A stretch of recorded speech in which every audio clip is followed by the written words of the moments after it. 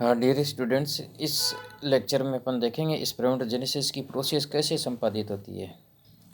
जो स्पर्म सामान्य कोशिका से या जो प्राइमोर्डियल जर्मिनल सेल्स होती है उनसे स्पर्म्स का निर्माण कैसे होता है।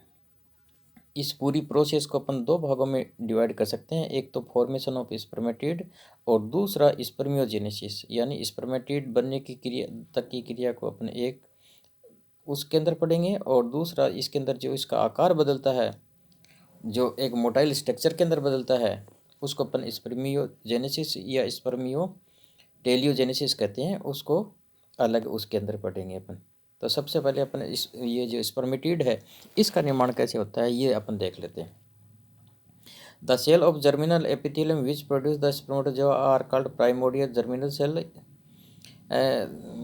जिससे स्पर्मेटोजोआ का निर्माण होता है, सबसे पहली जो कोशिका होती है उसको अपन प्राइमोर्डियल जर्मिनल सेल्स कहते हैं। और इस प्राइमोर्डियल जर्मिनल सेल से ही माइटोटिक डिवीजन के द्वारा स्पर्मेटिड्स का निर्माण, माइटोटिक और मियोटिक दोनों डिवीजन के द्वारा स्पर्मेटिड का निर्माण होता है। तो इसके अंदर पहली अवस्था होती है मल्टीप्लिकेशन। कारण कि ये तो असंख्य बनती हैं, जीवन भर बनते रहते हैं। तो अगर कोशिकाएं लगातार खर्च होती चली जाती हैं तो इनकी संख्या लास्ट में क्या हो जाएगी, लगातार कम होती चली जाएगी।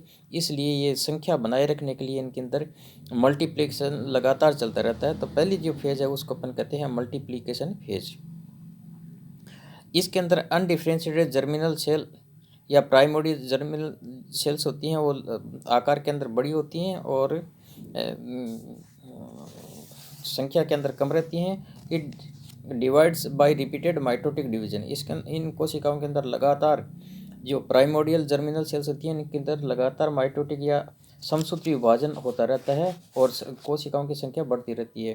Produce the cells which ultimately become sperm mother cells या स्पर्मेटोगोनिया। तो इनसे जो प्राइमोर्डियल जर्मिनल सेल्स हैं ये लगातार माइटोटिक डिवीजन के द्वारा संख्या बढ़ाती रहती हैं और इनसे जो बनने वाली कोशिकाएं होती हैं उनको अपन स्पर्म मदर सेल या स्पर्मेटोगोनिया कहते हैं। इसका ग्रीक अगर अपन रूपांतरण करें, स्पर्मा मीन्स स्पर्म या सीड, गोन मतलब offspring. The spermatogonia are diploid cell होती हैं and found in vertebrate next to the basal layer. जो अपने सेमिनिफेरस ट्यूबुल्स में जो बेसल लेयर है इसके आगे ये स्पर्मेटोगोनिया पाई जाती है। और इनमें भी स्पर्मेटोगोनिया को अपन आगे और divide, A1 spermatogonia, A2 spermatogonia, B1 spermatogonia, ये लगातार डिवीजन के द्वारा जो इनकी संतति होती है इनको अपन अलग अलग नाम भी दे सकते हैं। तो कई सारी लेयर्स हैं वो स्पर्मेटोगोनिया की या मदर सेल्स की बन जाती हैं जो कि आगे स्पर्मेटिड का निर्माण करती हैं। नेक्स्ट आता है इनकी growth phase.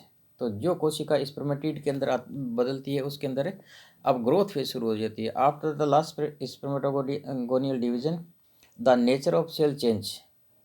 Instead of preparing for another mitosis it grow by accumulating nourishing material obtained from germinal cells to become a double in volume। जो कोशिकाएं स्पर्मेटिड के अंदर रूपांतरित होती हैं अब वो कोशिकाएं अपना व्यवहार बदल लेती हैं, उनके अंदर डिवीजन बंद हो जाता है और ग्रोथ शुरू हो जाती है। ये जो भोज्य पदार्थ है वो इकट्ठा करना शुरू कर देती हैं और इन कोशिकाओं को अपने प्राइमरी स्पर्मेटोसाइट्स कहते हैं। दीज आर डिप्लॉइड सेल्स और इनको आगे हैप्लॉइड सेल के अंदर बदलना होता है। Therefore at this stage they undergo meiosis. अब इनके अंदर क्या होगा, अर्धसूत्री विभाजन है, मियोसिस है वो शुरू हो जाता है। Which constitute the next phase of spermatogenesis called maturation की प्रोसेस है वो शुरू हो जाती है। यानी अर्धसूत्री विभाजन है वो इनके अंदर प्राइमरी जो स्पर्मेटोसाइट है इनके अंदर शुरू हो जाता है। तो नेक्स्ट अपन मैच्योरेशन या जो है म्यूटिक डिवीजन की अवस्था को अपन देखते हैं। The primary spermatocyte into the prophase of first meiotic division. First meiotic division की जो प्रोफेज के अंदर एंटर हो जाती हैं। The first meiotic nuclear division is followed by the division of cytoplasm और द साइटोकाइनेस। तो पहले इनके अंदर कैरियोकाइनेसिस होता है, देन इनके अंदर साइटोकाइनेसिस की क्रिया होती है। विच divide is dividing primary spermatocyte into two haploid secondary spermatocyte के अंदर बदल देती हैं। तो जो प्राइमरी स्पर्मेटोसाइट है उसको हैप्लॉइड दो सेकेंडरी स्पर्मेटोसाइट के अंदर ये डिवाइड हो जाती हैं। Both secondary spermatocyte undergo meiosis second इनके अंदर शुरू होता है maturation division which is mitotic and produce 4 haploid spermatid. तो इस प्रकार से सेकंड जो मियोटिक डिवीजन वो अपने आप में एक माइटोसिस की तरह ही होता है और उससे 2 से 4 कोशिकाएं या 4 स्पर्मेटिड्स का निर्माण हो जाता है। Third during the maturation phase the spermatogenesis each diploid primary spermatocyte produce 4 haploid spermatid. जो प्राइमरी डिप्लॉयड स्पर्मेटोसाइट है वो 4 हैप्लॉइड स्पर्मेटिड का निर्माण करती है। ये भी एक राउंडेड कोशिकाएं होती हैं, गोलाकार होती हैं, इनका आकार में अभी तक कोई बदलाव नहीं होता, सिर्फ क्रोमोजोम्स की संख्या है वो इनके अंदर आधी हो जाती है। These spermatids, though having a haploid set of chromosome, are still not capable of functioning the male gametes। कारण काम नहीं कर सकती, अभी इनके अंदर जो मॉलिक्यूल्स जिनकी आवश्यकता होती है वो नहीं बने हैं, इनका आकार है वो अपने कार्य के अनुकूल नहीं हुआ है, तो अभी तक ये आगे उसके गेमेटोजन जो फर्टिलाइजेशन के अंदर ये भाग नहीं ले पाती। To become functional spermatozoa they have to undergo process of differentiation और specialization called spermioteliosis या spermiogenesis। अब इनके अंदर इनका आकार है वो बदलेगा, तब ये जाके अपना काम कर सकती हैं। तो अब अपन ये देख लेते हैं कि इनका आकार कैसे बदलता है। स्पर्मियोजेनेसिस के बारे में पढ़ लेते हैं। अपन सभी जानते हैं कि स्पर्म या spermatozoa is a very active and motile cell, so to provide great amount of mobility to the sperm, the superfluous material of the developing spermatozoa are discarded and a high degree of specialization take place in the sperm। तो ये कि इसको mobile होना ज़रूरी होता है, तो ये जो भी सुपरफ्लस जो भी अनावश्यक चीज़ें सब को बाहर निकाल देते हैं और इनके अंदर एक टेल का निर्माण हो जाता है जिससे ये आराम से मोटाइल हो जाते हैं। तो इसकी जो स्पेशलाइजेशन की डिग्री है वो काफ़ी बदल जाती है। During spermiogenesis two major part of the sperm head और टेल के अंदर बहुत ज़्यादा बदलाव होते हैं इनकी। तो सबसे पहले अपन देख लेते हैं इसके हेड के अंदर क्या क्या बदलाव होते हैं। सबसे पहले अपन न्यूक्लियस के अंदर देखते हैं कि क्या क्या बदलाव होते हैं।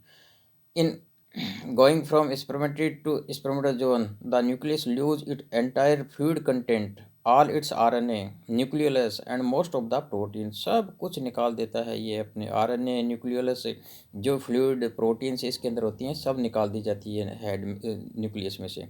Only one macromolecule remain untouched, वो है डीएनए। डीएनए ही एकमात्र अनटच्ड वो रहता है। इसके अंदर भी अपन ने देखा है कि जो हिस्टोन प्रोटीन होती हैं उनकी वो की जगह प्रोटो एमिन्स प्रोटीन्स हैं वो रिप्लेस कर देती हैं उनको, ताकि कॉम्पैक्टनेस या कंडेंसेशन है वो बहुत ज़्यादा हो जाए। इससे क्या होगा, न्यूक्लियस का आकार बिल्कुल छोटा हो जाता है, बहुत छोटा रह जाता है, वजन भी कम हो जाता है और आकार भी छोटा हो जाता है।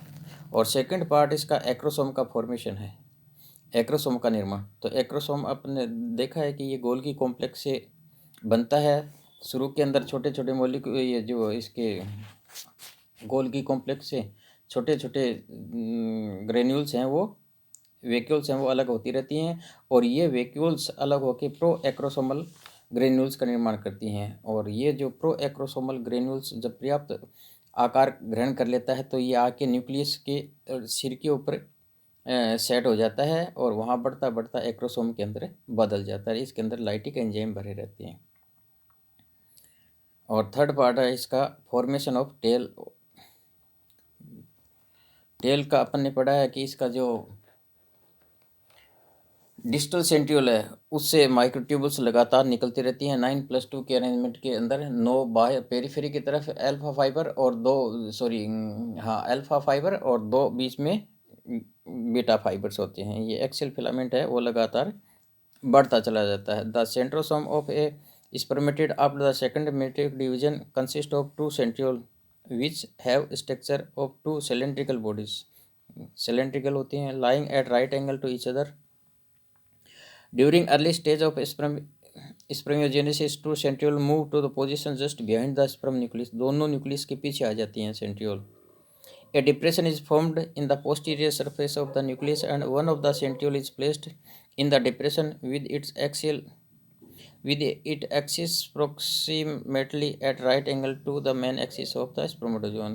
राइट एंगल पे होती हैं, जिसको प्रोक्सिमल सेंट्रियोल होती हैं। और दूसरी इसके नीचे डिस्टल सेंट्रियोल आके अरेंज हो जाती है। इस डिस्टल सेंट्रियोल से धीरे धीरे धीरे धीरे क्या होगा, एक्सियल फिलामेंट है वो उनका निर्माण होना शुरू हो जाता है, यानी माइक्रोट्यूबुल्स का निर्माण शुरू हो जाता है। एक्सियल फिलामेंट के अंदर माइक्रोट्यूबुल्स होती हैं, तो माइक्रोट्यूबुल्स लगातार बढ़ती चली जाती हैं। इनका जो आकार है या टेल का आकार है वो बढ़ता चला जाता है, और ये चारों ओर से इसके अंदर अपने प्लाज्मा झिल्ली के द्वारा, साइटोप्लाज्म और प्लाज्मा झिल्ली के द्वारा घिरे रहती हैं। और लास्ट के अंदर गोल्गी कॉम्प्लेक्स सब चीज़ें बाहर पिंच ऑफ कर दी जाती हैं, और जो स्पर्म है, स्पर्मेटोजोन है, ये सर्टोली सेल्स के अंदर के साथ जुड़ जाता है। इसके अंदर कुछ एक कारक हैं जो स्पर्मेटोजेनेसिस को प्रभावित करते हैं। ये एक तो एनवायरमेंटल फैक्टर, दूसरा इनका जो फिजियोलॉजी है वो, इसके अलावा कई जंतुओं के अंदर temperature, light, hormones, psychological state play an important part in the spermatogenesis. और पक्षियों के अंदर तो ये बहुत ज़्यादा देखा गया है। और इसके अंदर कुछ एक जो गोनेडोट्रोपिन हार्मोन्स होते हैं जो एडेनो हाइपोफाइसिस पिट्यूटरी से निकलते हैं, वो इस प्रोसेस को रेगुलेट करते हैं।